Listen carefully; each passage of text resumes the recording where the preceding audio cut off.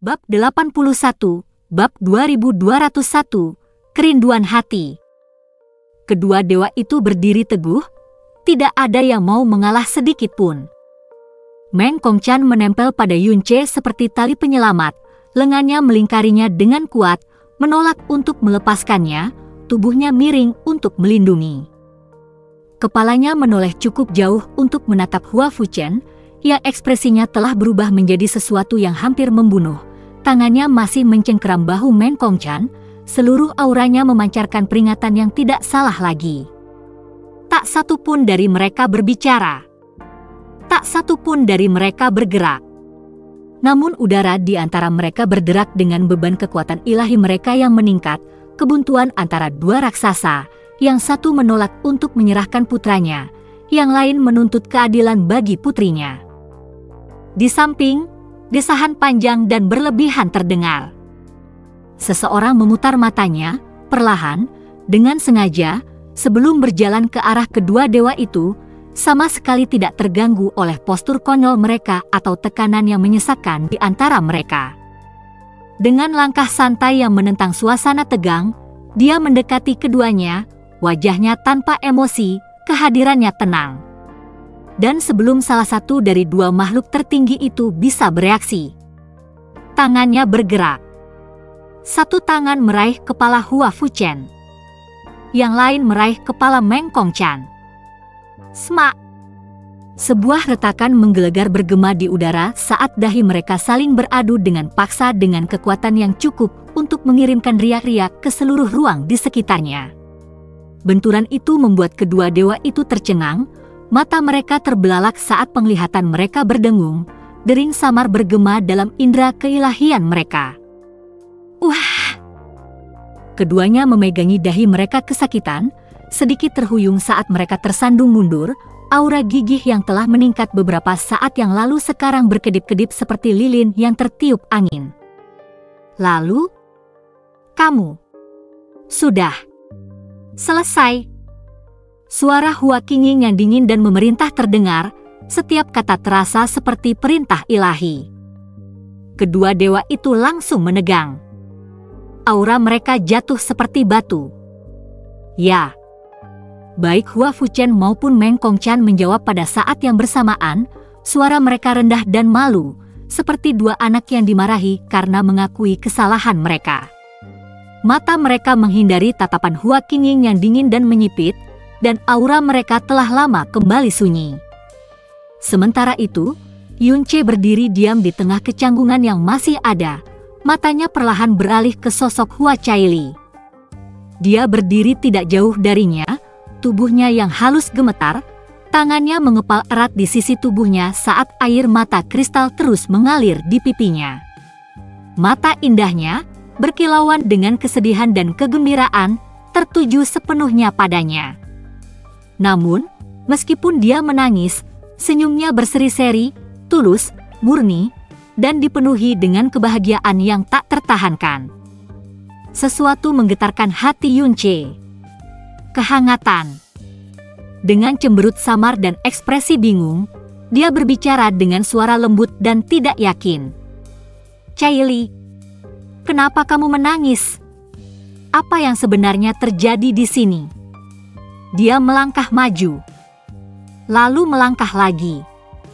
Namun sebelum dia bisa melangkah ketiga, dua indera ilahi kuno yang luar biasa turun ke atasnya seperti badai yang tak terlihat. Beratnya mengerikan, tepat di luar imajinasi. Dalam waktu yang dibutuhkan untuk satu tarikan napas, tubuhnya dipindai ratusan kali, setiap helai indera ilahi mencari, membedah, mengevaluasi setiap inci daging, tulang, dan jiwanya. Tekanan yang sangat kuat itu bisa saja menghancurkan makhluk yang lebih rendah sampai mati tanpa mereka pernah menyadari apa yang telah terjadi. Yunce tidak bergeming. Dia hanya berjalan maju, seolah tidak menyadari. Dan kemudian tekanan itu lenyap. Seolah-olah ada sesuatu yang diam-diam menganggapnya aman, dapat diterima. Indera ilahi mundur secepat kemunculannya, menghilang tanpa jejak. Kedua dewa sejati kuno telah membuat penilaian mereka. Dan baru saat itulah Yunche memperpendek jarak. Selangkah demi selangkah, ia berjalan menuju Hua Caili. Mungkin penolakan tadi karena Raja Kabut meninggalkan sesuatu di dalam tubuh Meng Jianyuan, dan ketika darah ilahi Lingxian menemukannya, secara naluriah ia mencoba membakarnya. Liu Xiao merenung dalam hati, tatapan kunonya tidak pernah meninggalkan sosok Yunche. Itu adalah penjelasan paling masuk akal yang dapat ia berikan, satu-satunya kemungkinan penyebab penolakan keras dari esensi darah ilahi Lingxian beberapa saat yang lalu. Namun, itu tetap tidak menjelaskannya. Itu tidak menjelaskan aura kuno yang menakutkan itu. Itu tidak menjelaskan aura pedang itu. Aura pedang itu begitu primitif, tak terbatas, begitu kuno yang menyesakan sehingga bahkan dia, eksistensi yang telah berdiri di puncak selama era yang tak terhitung jumlahnya, telah merasakan ketakutan yang belum pernah dia rasakan selama bertahun-tahun yang tak terukur. Dia dan semua orang yang hadir telah merasakannya. Itu bukan ilusi. Tidak ada reaksi dari darah dewa atau anomali duniawi. Itu adalah aura pedang yang mampu menakuti bahkan para dewa. Apa sebenarnya itu? Pikiran Liu Xiao menjadi lebih berat. Satu hal yang pasti, ketika dia kembali ke Tanah Suci, dia pasti akan meminta audiensi dengan tuannya. Dia harus melakukannya. Ada terlalu banyak hal tentang Meng Jianyuan, tentang Yunche, yang tidak dapat dijelaskannya, tidak dapat dipahaminya. Namun jauh di dalam hatinya, Liu Xiao sudah punya ide. Ia sudah menduga mengapa tuannya, penguasa tertinggi abis, Raja Abisal sendiri, tidak bergegas ke sini segera setelah kematian Lingxian. Itu bukan kelalaian. Itu bukan ketidakpedulian. Kemungkinan besar, tuannya saat ini berada di dalam cradle. Dan jika itu benar, maka itu menjelaskan semuanya. Waktu di dalam cradle mengalir sangat berbeda dari dunia luar. Apa yang bertahun-tahun atau puluhan tahun bagi mereka mungkin hanya sekadar napas bagi tuannya. Bahkan Liu Xiao dan Wan Dao, meskipun mereka sendiri adalah dewa sejati kuno, tidak memiliki cara untuk mengetahui kapan tuan mereka akan melangkah keluar dari wilayah abadi itu. Namun ketika dia melakukannya, Liu Xiao tahu, hal pertama yang akan dia laporkan adalah segalanya tentang Meng Jianyuan. Saat tuannya muncul dari buayan, tidak ada keraguan dalam benak Liu Xiao. Kematian Lingxian benar-benar akan mengguncang surga. Dan saat tuannya mengetahui bahwa itu adalah ulah Raja Kabut, ia tidak akan ragu. Ia tidak akan begitu saja mengirim seseorang. Ia akan memburu Raja Kabut sendiri. Tidak peduli di mana ia bersembunyi. Tidak peduli berapapun harganya. Saat pikiran-pikiran ini terlintas di benak Liu Xiao, ia perlahan mengembuskan napas, mengesampingkan semuanya untuk saat ini. Ia mengalihkan pandangannya sekali lagi ke Yunche dan Hua Caili, satu berdiri canggung, yang lain berdiri sambil menangis. Emosi mereka bercampur aduk namun meluap dengan tenang. Tanpa sepatah kata pun, Liu Xiao berbicara. Suaranya yang tenang dan kuno membawa otoritas yang tidak perlu diragukan lagi. Caili dan Meng Jianyuan mungkin akan membicarakan beberapa masalah pribadi. Kalian semua harus pergi. Sederhana. Langsung. Namun mutlak. Saat suaranya jatuh, ia melambaikan lengan bajunya dengan santai. Seketika, sisa-sisa reruntuhan Istana Putra Dewa, batu bata yang hancur, ubin yang pecah, puing-puing yang berserakan yang telah dihancurkan oleh badai sebelumnya, mulai naik perlahan ke udara, membalikkan waktu itu sendiri saat mereka berkumpul kembali. Batu kembali menjadi batu. Dinding kembali menjadi dinding. Dan dalam hitungan napas, Istana Putra Dewa, tempat yang melambangkan kebanggaan kerajaan ilahi penenun mimpi, telah dipulihkan sepenuhnya, tanpa cacat. Tidak hanya itu. kekuatan ilahi Liu Xiao melonjak pelan, menyegel ruang di sekitar Yun Che dan Hua Caili. Sebuah penghalang lembut dan tanpa suara menyelimuti mereka, menghalangi pandangan, suara, dan indera ilahi dari dunia luar. Dia telah memberi mereka privasi. Privasi total. Sebuah ruang di mana tidak seorang pun, bahkan dewa yang paling kuat, dapat mengganggu mereka. Kata-kata apapun yang perlu diucapkan, emosi apapun yang perlu dilepaskan, hanya akan menjadi milik mereka berdua. Ekspresi Meng Kongqian dan Hua Fuchen berkedut hampir bersamaan. Mulut mereka sedikit terbuka, jelas ingin memprotes, ingin mengatakan sesuatu, apa saja, tetapi sebelum salah satu dari mereka bisa mengucapkan sepatah kata pun. Tatapan tajam Hua Qingyin yang menakutkan itu menyapu mereka seperti gelombang pasang. Dingin. Diam. Berbahaya. Itu sudah cukup. Dua dewa tertinggi, yang ditakuti dan dipuja di seluruh alam yang tak terhitung jumlahnya, segera menegang seperti anak-anak yang dimarahi. Kata-kata yang tersangkut di tenggorokan mereka berubah menjadi debu saat keduanya perlahan, sangat lambat, mundur tanpa suara lagi. Mereka tidak berani tinggal. Dan saat Meng Kongqian dan Hua Fuchen mulai mundur dengan enggan, para tetua pun mundur. Dan segera, lautan praktisi yang mendalam, yang telah menahan napas dan menyaksikan setiap momen dari pemandangan luar biasa ini, mengikuti dengan tenang di belakang mereka. Di dalam istana putra ilahi yang telah dipugar, keheningan menyelimuti dunia, hanya menyisakan suara isak tangis lembut yang bergema samar-samar di antara dinding. Di tempat yang sunyi itu, Hua Caili memeluk erat Yun Che, tubuhnya yang lembut gemetar dalam pelukannya. Wajahnya terbenam di dada Yun Che, air matanya mengalir deras, membasahi pakaiannya, meninggalkan noda basah di hatinya, seolah mencoba menanamkan semua rasa sakitnya, kesedihannya, kerinduannya langsung padanya.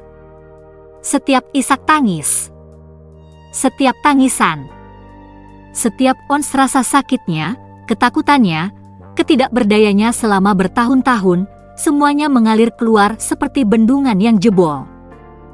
Kata-katanya keluar di antara isak tangis, di antara napas yang tersengal-sengal, semua malam tanpa tidur, semua doa yang dibisikkan ke dalam kehampaan, semua mimpi buruk yang menghantuinya setiap kali dia memejamkan mata, dia menceritakan semuanya padanya. Dan Yun Che mendengarkan. Tanpa gangguan. Tanpa menghindar. Dia mendengarkan setiap kata, setiap bisikan gemetar, saat lengannya dengan lembut memeluknya lebih erat, memberinya kehangatan yang sangat dia dambakan. Dari waktu ke waktu, suaranya akan meninggi dengan lembut, kata-kata lembut yang menenangkan, keyakinan sederhana, menenangkan hatinya yang rapuh dengan cara yang hanya bisa dilakukannya. Namun, jauh di dalam hati Yun Che sendiri, ia merasakannya. Rasa sakit yang samar dan menyakitkan. Rasa bersalah yang tumpul yang berputar di suatu tempat di dalam jiwanya, tidak peduli seberapa keras ia mencoba untuk menekannya. Bagaimanapun juga, semua yang telah ia tanggung, setiap air mata yang ia tumpahkan, adalah karena dia. Namun, dia tidak bisa membiarkan dirinya mengubah karakternya. Tidak peduli betapa sakitnya dia. Tidak peduli betapa isak tangisnya menggoyahkan tekadnya. Ini bukan saatnya untuk menunjukkan kelemahan. Ini bukan saatnya untuk goyah. Diam-diam, Yun Che menggigit lidahnya, keras. Begitu kerasnya hingga rasa darah yang seperti logam menyebar di mulutnya, kejelasan yang mengejutkan kembali ke dalam pikirannya, memaksa emosinya turun ke jurang hatinya. Ketika Hua Caili akhirnya mengangkat wajahnya yang berlinang air mata untuk menatapnya, matanya merah, napasnya tidak teratur, Yun Che menatap matanya dengan senyum yang paling lembut. Senyum yang dipenuhi dengan ketenangan, dengan kesabaran, dengan kehangatan yang tak tergoyahkan dari pria yang selalu dicintainya. Bahkan jika senyum itu ditempa oleh rasa sakit. Jadi, begitulah yang terjadi. Yun Che bergumam pelan, Suaranya mengandung ketidakpercayaan, seolah-olah semua yang baru saja didengarnya dari Hua Caili terdengar seperti mimpi yang tidak masuk akal, jauh, surrealis, dan mustahil untuk diterima sepenuhnya. Dia menundukkan pandangannya, lengannya mengencang lembut di sekitar gadis yang gemetar di dalam dirinya. Caili, aku sangat menyesal. Kata-katanya rendah, diwarnai dengan ketidakberdayaan dan penyesalan. Aku tidak dapat mengingat apapun, namun aku telah membuatmu kesakitan lagi. Suara Yunce bergetar samar saat dia berbicara.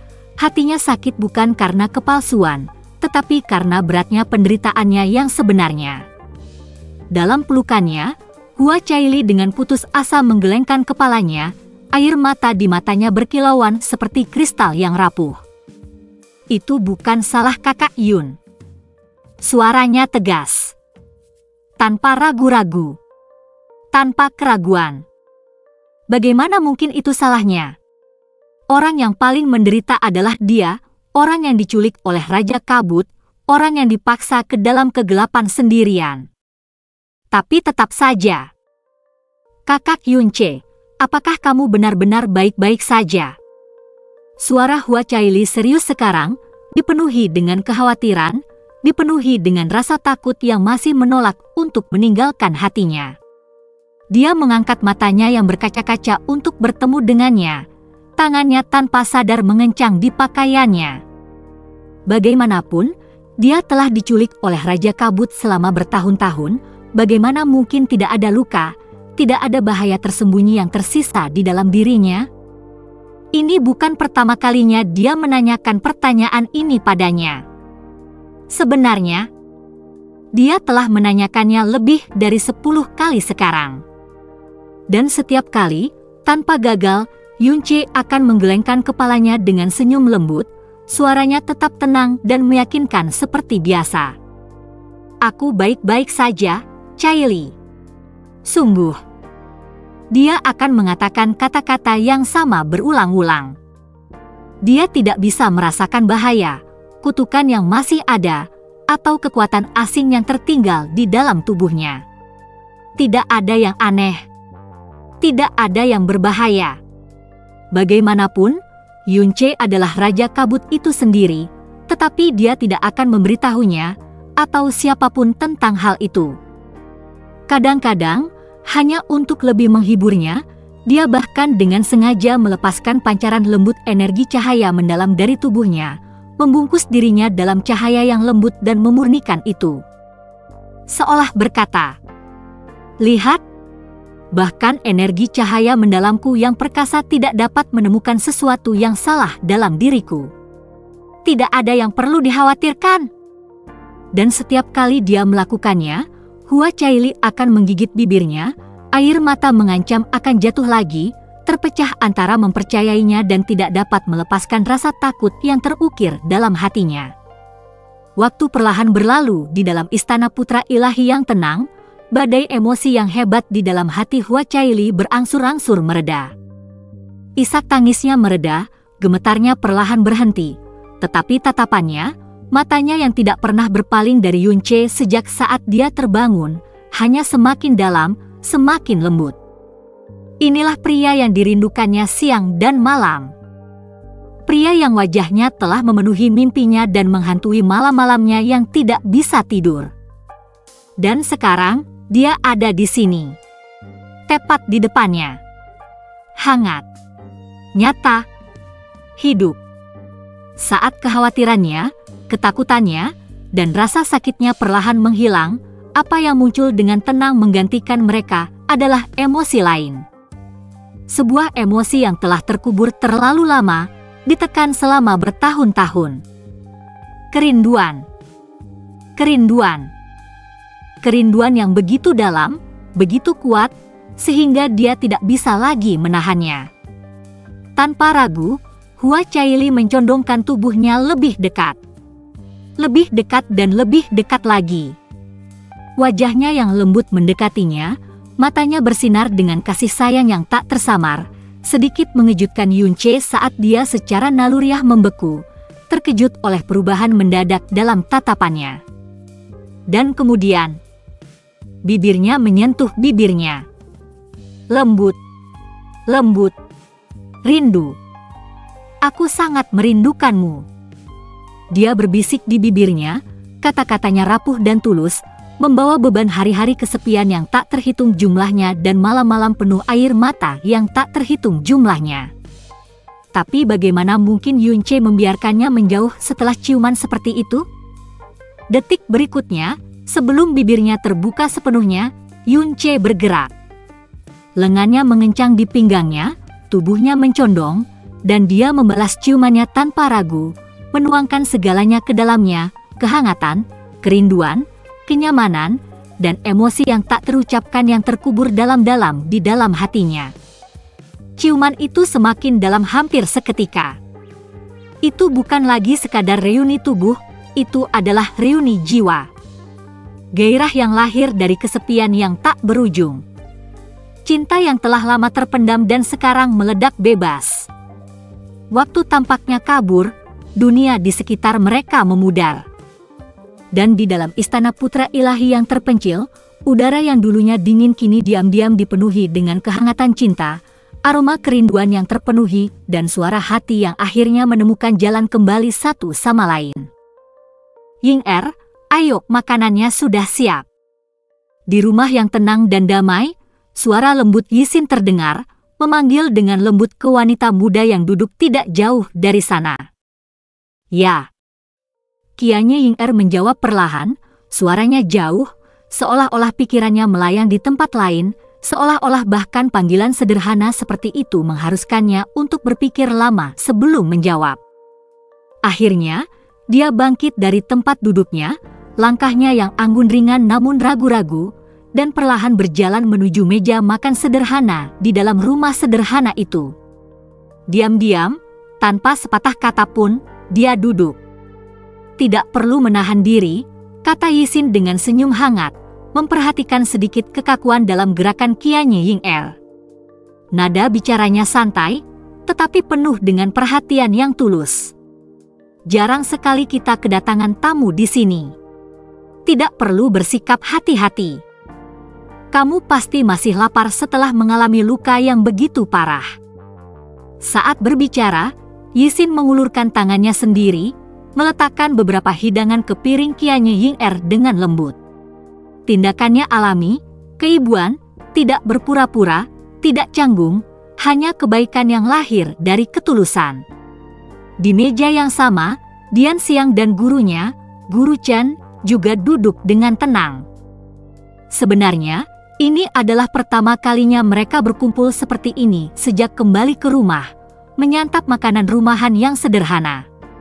Saat Yisin mengambil sumpitnya dan mulai makan, Dian Xiang segera mengikutinya, meletakkan makanan ke piringnya sendiri dan membawanya ke mulutnya.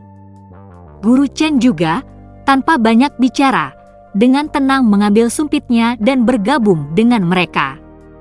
Mengangkat topengnya dan memasukkan makanan ke dalam mulutnya, ekspresi Kianya Ying-er di balik topeng itu sedikit membeku. Rasanya tidak tertahankan, tidak beracun, tidak berbahaya. Tapi rasanya sangat pahit, sangat aneh, sangat asing bagi langit-langitnya yang halus sehingga dia secara naluriah ingin memuntahkannya saat itu juga. Ini makanan? Namun, saat pikiran itu muncul di benaknya. Ah, enak sekali. Masakanku masih yang terbaik. Seru Yisin dengan bangga, wajahnya berseri-seri dengan kegembiraan yang tulus saat dia menggigit masakannya sendiri, benar-benar puas seolah-olah dia telah menciptakan mahakarya yang layak dipuji ilahi. Dian Xiang diam-diam menundukkan kepalanya, tanpa kata-kata. Ekspresi Master Chen tidak berubah, tetapi jauh di dalam, hatinya menghela napas panjang dan berat. Apakah ini benar-benar yang harus Ye lalui setiap hari? Master Chen berpikir dalam hati, hatinya dipenuhi dengan kerumitan yang tak terlukiskan, setengah simpati, setengah kepasrahan yang tak berdaya. Bab 82, Bab 2202, Kesialan Sang Dewi.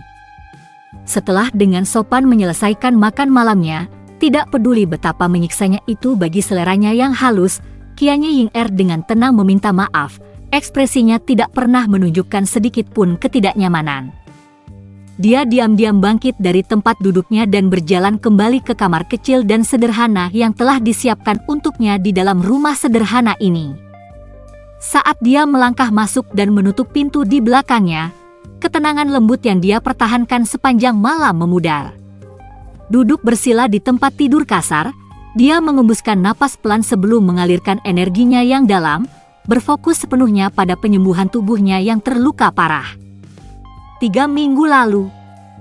Itu adalah kenangan yang masih segar dalam ingatannya. Setelah selamat dari kejatuhan ke abyss itu, setelah jatuh ke tempat yang tidak diketahui, hal pertama yang dia lakukan bukanlah menyembuhkan luka-lukanya. Tidak. Itu adalah kutukan. Mengutuk Cai Shi. Selama seharian penuh. Setiap hinaan yang diketahui manusia, setiap kata kotor dalam setiap bahasa yang pernah dipelajarinya, dia telah melepaskan semuanya tanpa menahan diri, mengutuk bocah nakal itu sampai tenggorokannya menjadi serak. Cai Shi, iblis kecil itu, binatang kecil itu, benar-benar telah menendangnya ke sini.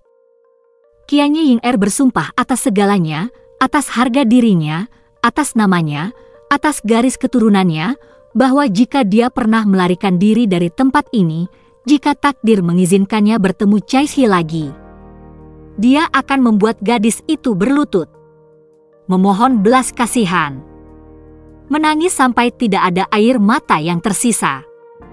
Sayangnya, kenyataan memang kejam. Luka-luka yang dideritanya saat jatuh, karena terkoyak dan hancur oleh badai spasial yang tak berujung dan kekosongan yang retak, telah membuatnya hampir tidak bisa bertahan hidup. Vena-vena dalamnya yang dalam rusak, tubuhnya tercabik-cabik, dan energi ilahinya tidak stabil. Awalnya, dia bermaksud mencari tempat terpencil untuk memulihkan diri dan menyembuhkan diri, tetapi tanpa pengetahuan apapun tentang dunia ini, tanpa tahu di mana dia jatuh, tanpa sedikit pun arah di jurang yang tidak dikenalnya ini. Yang bisa dia lakukan hanyalah bertahan. Dia mengembara. Dia mencari. Dia berjuang untuk menemukan tempat tinggal sementara. Dan bagian yang paling kejam dari semuanya, kultivasi yang pernah dia banggakan, kekuatan yang telah menjadikannya salah satu eksistensi terkuat di seluruh alam dewa, sama sekali tidak berarti di sini. Bahkan menggelikan. Di sini, di dunia baru ini, dia bukan apa-apa. Ruang di sini, hukum surgawi yang mengatur dunia ini jauh lebih kuat, jauh lebih menindas daripada apapun yang pernah dialami Qianye Ying di alam dewa. Yang lebih buruk lagi adalah kabut abu-abu yang selalu ada dan berputar-putar yang memenuhi setiap inci tanah ini, padat, dingin, dan menyesakan. Debu itu menempel padanya seperti makhluk hidup, terus-menerus mengikis energinya yang dalam sedikit demi sedikit, membuat pemulihannya yang sudah sulit menjadi lebih sulit lagi. Ini pasti debu abisal yang pernah disebutkan Qi Wiao padanya. Kehadiran yang unik dan mengerikan yang berasal dari abis, tempat yang melahap energi, merusak kekuatan, dan membuat kelangsungan hidup bagi orang luar hampir mustahil.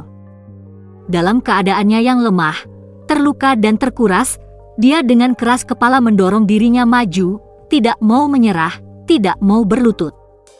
Tetapi pada akhirnya tubuhnya mengkhianati keinginannya. Tanpa peringatan, kelelahan menguasai tubuhnya yang babak belur, dan sebelum dia menyadarinya, kegelapan menelan kesadarannya. Ketika dia bangun, dia sudah ada di sini, di rumah sederhana ini. Berbaring di tempat tidur kasar, terbungkus selimut yang tidak dikenalnya, aroma samar herbal tertinggal di udara. Dia secara naluriah menjadi waspada.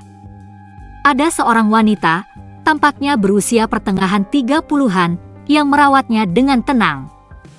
Penampilannya sederhana, namun gerakannya terlatih dan hati-hati, tatapannya tidak dipenuhi kecurigaan atau ketakutan, tetapi kebaikan hati yang sederhana.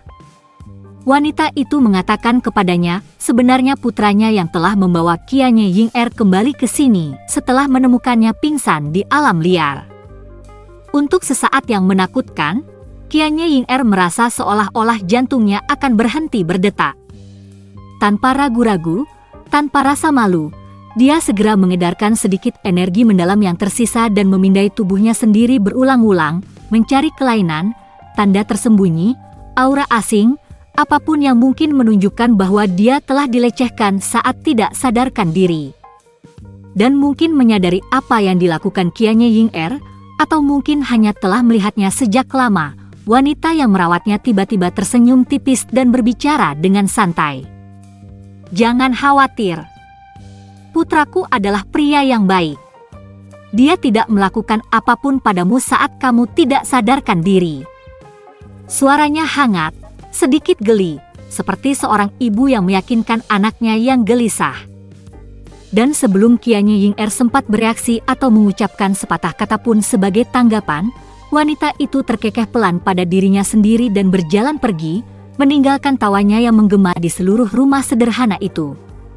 Butuh waktu cukup lama bagi Qianye Ying-er untuk menata pikirannya sepenuhnya. Pikirannya yang kacau berangsur-angsur tenang saat energinya yang mendalam terus mengalir dengan lancar di dalam tubuhnya yang sedang pulih. Luka-lukanya yang paling parah telah stabil, dan meskipun jauh dari puncaknya, dia setidaknya bisa bergerak bebas tanpa rasa sakit. Duduk dengan tenang di dalam kamarnya, dia perlahan mengangkat tangannya yang ramping, memadatkan topeng energi yang mendalam dan dengan lembut meletakkannya di wajahnya.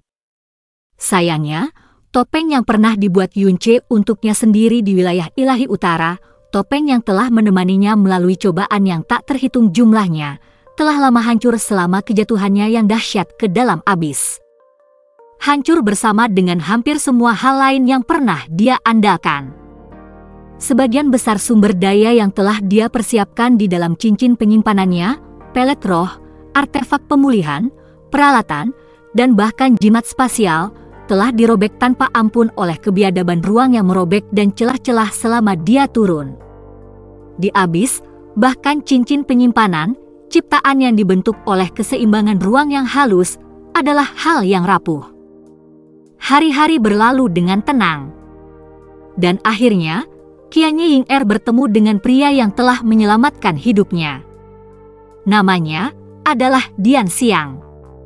Tentu saja, dia, yang dulunya Dewi Brahma Monarch yang menakutkan dan sombong, tidak punya pilihan selain menundukkan kepalanya untuk pertama kalinya dalam waktu yang terasa seperti selamanya. Di negeri asing, tak dikenal dan asing, tanpa kekuatannya, harga diri saja tidak dapat menopangnya.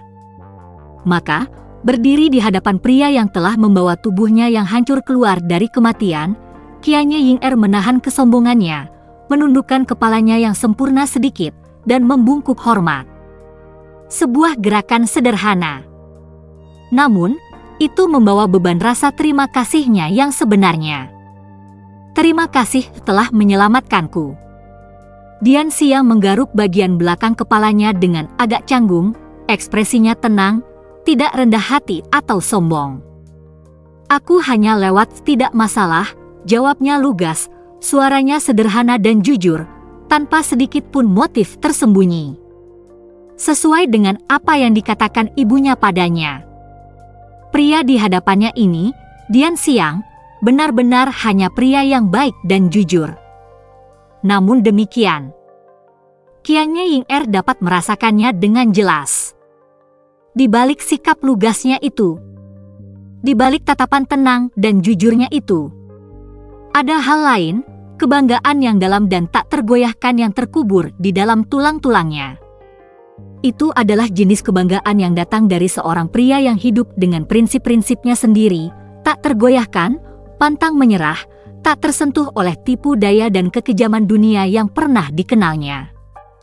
Kebanggaan yang tenang dan bermartabat. Setelah seminggu terbangun dari keadaan tak sadarnya, Qianye Ying-er telah mempelajari banyak hal tentang tempat di mana dia sekarang berada, hal-hal yang penting bagi seseorang seperti dirinya, terdampar di dunia yang tidak dikenalnya, dilucuti dari semua sumber daya dan kekuatannya sebelumnya. Dia mengetahui bahwa kota kecil dan tenang tempat dia tinggal sementara ini tidak selalu begitu sederhana.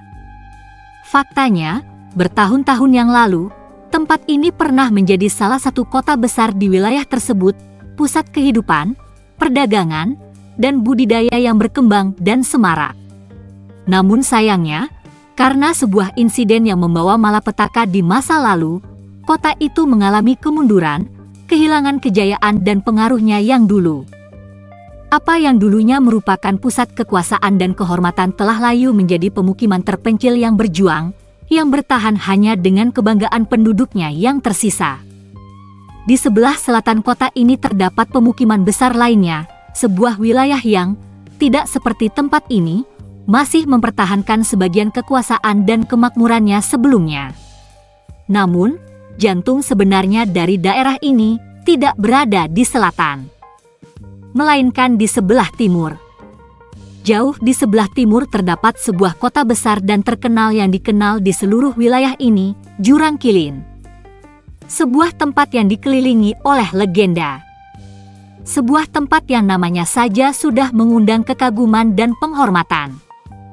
Desas-desus mengklaim bahwa dewa sejati ras Kilin pernah tinggal di sana, sebuah eksistensi kuno dan ilahi dari era yang telah lama berlalu, yang kehadirannya sendiri telah mengangkat kota itu menjadi tanah suci. Sayangnya, takdir tidak berpihak. Beberapa tahun yang lalu, tempat yang dikabarkan menjadi rumah bagi Dewa Kilin yang sedang tertidur, tempat yang dipuja oleh semua orang, ditakuti oleh banyak orang, telah mengalami bencana yang tak terbayangkan. Tempat itu runtuh. Tidak seorang pun tahu detail pastinya. Namun, keruntuhan itu sangat dahsyat, mengguncang seluruh wilayah, menyebabkan kematian banyak makhluk, dan selamanya mengubah nasib Jurang Kilin. Sejak saat itu, nama Jurang Kilin masih berbobot, tetapi penghormatan itu kini bercampur dengan rasa takut, kecurigaan, dan tragedi. Bagi Qianye Ying-er, setiap detail yang dipelajarinya, setiap bagian sejarah lokal yang terfragmentasi, hanya memperdalam pemahamannya tentang dunia asing yang tak kenal ampun ini. Tentu saja, dengan semua pertanyaannya selama beberapa hari terakhir, wajar saja jika orang-orang di sini mulai bertanya balik pertanyaan tentangnya. Dari mana asalnya? Siapa dia? Bagaimana dia berakhir dalam keadaan yang menyedihkan seperti itu? Menghadapi rasa ingin tahu yang tak terelakkan ini, Qianye Ying-er tak punya pilihan selain mengarang cerita yang cukup jauh untuk menghindari kecurigaan dan cukup samar untuk mencegah penggalian lebih lanjut. Ia memberitahu mereka bahwa ia adalah putri dari seorang Abyssal Knight yang legendaris, salah satu dari banyak tokoh misterius dan kuat yang menjelajahi abis yang luas. Nama yang cukup berbobot untuk mendapatkan rasa hormat, tetapi tidak begitu terkenal sehingga siapapun akan mempertanyakan mengapa mereka tidak pernah mendengar tentangnya. Namun, ketika mereka mendesak lebih jauh, ketika mereka bertanya ksatria abisal yang mana, siapa ayahnya, Qianye Ying-er hanya bisa menggelengkan kepalanya dengan kepahitan dan kesedihan yang sempurna di matanya. Dia memberitahu mereka bahwa ibunya telah meninggal saat dia masih sangat muda, tidak meninggalkan apapun kecuali cerita samar tentang ayahnya. Cerita yang bahkan tidak pernah menyebutkan namanya. Seorang ayah yang belum pernah dia temui. Masa lalu yang hampir tidak dia ketahui. Pada akhirnya, mungkin tergerak oleh kesepian dalam suaranya, atau mungkin hanya memahami bahwa Abyss adalah tempat di mana banyak orang mengembara dengan masa lalu yang tragis, orang-orang di sini akhirnya berhenti mendesaknya untuk mendapatkan jawaban. Dan begitulah, hari demi hari, kehidupan terus berjalan. Anehnya, atau mungkin menggelikan, Qianye Ying-er, mantan Dewi Brahma Monarch, mulai berbaur dengan kehidupan yang sederhana dan rendah hati ini. Membantu Yisin dengan pekerjaan rumah, membersihkan halaman, bahkan sesekali membantu di ladang sekitar atau menjalankan tugas kecil. Tugas-tugas sederhana dan biasa yang tidak akan pernah terpikirkan olehnya di kehidupan sebelumnya. Jika orang-orang di alam dewa, mereka yang pernah berlutut di hadapan kehadiran ilahinya, Mereka yang pernah gemetar di bawah tatapannya menyaksikan pemandangan ini. Melihatnya, Qianye Ying-er melakukan pekerjaan rumah, menyapu lantai seperti gadis desa biasa. Jiwa mereka mungkin akan hancur karena ketidakpercayaan belaka. Saat luka-lukanya berangsur-angsur sembuh, kekuatannya perlahan kembali hari demi hari. Qianye Ying-er secara alami mulai mempertimbangkan untuk meninggalkan tempat ini. Dia tidak berniat tinggal di sini selamanya. Kehidupan yang damai dan biasa ini tidak pernah dimaksudkan untuk seseorang seperti dia. Sayangnya, saat dia ingin pergi, saat setiap bagian dari nalurinya menyuruhnya untuk berangkat dan menjelajahi dunia baru ini, kenyataan, seperti biasa, jauh lebih rumit. Karena bahkan tanpa sengaja menyelidiki, bahkan tanpa secara aktif menggunakan indranya, Qianye Ying-er samar-samar dapat merasakannya. Orang-orang di rumah ini jauh dari kata sederhana. Jauh dari kata biasa. Wanita yang dipanggil ibu oleh Dian Xiang, Yixin. Pada pandangan pertama, Yixin tampak tidak lebih dari seorang wanita desa yang lembut dan baik hati, yang menghabiskan hari-harinya mengurus pekerjaan rumah dan memarahi putranya dengan kehangatan dan keakraban. Tetapi Qianye Ying-er bukanlah orang bodoh. Instingnya yang tajam, yang diasah melalui tahun-tahun yang tak terhitung jumlahnya berjalan di atas mayat dan pengkhianatan, mengatakan sebaliknya. Ketika dia fokus dengan hati-hati, ketika dia benar-benar merasakan di balik permukaan, dia dapat merasakannya. Kultivasi wanita itu mengerikan. Meskipun tersembunyi secara halus, Qianye Ying-er memperkirakan bahwa kekuatan Yixin kira-kira setara dengan para squire, para pelayan mengerikan yang menemani ksatria abisal Mo Beichen, monster yang meninggalkan teror tak berujung bagi alam dewa. Namun yang lebih membuat hatinya dingin lagi, bukan Yixin, melainkan Dian Xiang. Pemuda yang tampak jujur dan pendiam yang telah menyelamatkan hidupnya tanpa ragu. Lelaki yang mengambilkan air, membawakan barang, dan merawat ibunya tanpa mengeluh. Ia lebih buruk. Jauh, jauh lebih buruk. Karena tidak seperti ibunya, yang setidaknya menahan auranya secara alami, kehadiran Dian Xiang bagaikan jurang tak berdasar. Tidak ada yang aneh darinya di permukaan. Tidak ada tekanan yang menakutkan. Tidak ada aura mendalam yang bocor dengan sembarangan. Namun, justru itulah yang membuatnya berbahaya. Bagi seseorang seperti Qianye Ying-er, yang matanya telah melihat dewa dan monster, makhluk yang paling menakutkan bukanlah mereka yang memamerkan kekuatan mereka. Mereka yang memilikinya, kekuatan yang tak terukur, tetapi tampaknya mereka tidak perlu menunjukkannya sama sekali. Dian Xiang. Persis seperti itulah orangnya. Aura yang dipancarkan Dian Xiang tanpa disadari, bahkan tanpa niat yang disengaja, bahkan saat melakukan tugas-tugas biasa seperti menebang kayu atau membawa air, lebih berat, lebih dalam, dan lebih menyesakkan daripada apapun yang pernah dirasakan Qianye Ying-er. Bahkan lebih dari Mo Beichen. Mo Beichen, ksatria abisal yang mengerikan yang pernah sendirian memaksa seluruh alam dewa ke ambang kehancuran, mengguncang langit dan bumi, meninggalkan jejak darah dan keputusasaan dimanapun dia melangkah.